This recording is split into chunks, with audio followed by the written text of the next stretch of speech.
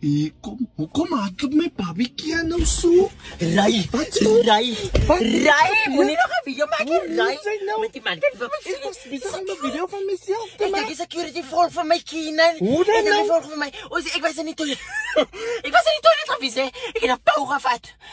Ek het so net asem met. Ek moes hom nou pau gevat, nie want my maag was nie lekker gewees nie. Nou kom dit uit die toilet. Nee, want ek kan nie aangehou met die Keenan. En toe het die drol by die trollie af in die toilet en ek het dit geflash. Toe los ek die drol. Toe het die man besluit om in die cubicle te gaan met my te gaan pau wat ek pau. En toe toe los ek die drol mos nou in die toilet. Het jy drol en wings? Ja, ek weet nie, maar iets wat ek geëet het. Ek dink as jy sweet kon met die drol laat flout het. En toe ek uitkom en toe het die man. Kom my man.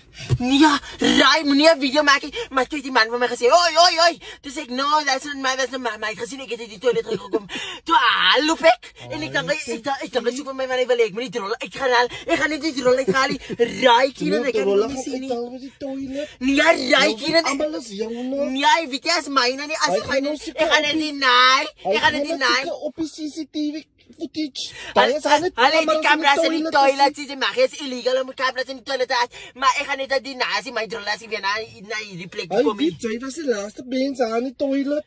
Ek het seker die drolle gesien flout as my drol en my ek weet nie wat so met my drol ek flasse 4 keer amper. Hy drol wil net af. Jy eet dan lekker. Ja, maak en ry nie maar gaan vir my kom vang. En dat word kak. Jy moet wegsteek. Ry, Keenan. Nou moet ek jy embarrass vir ons eintlik. Ek sê ry.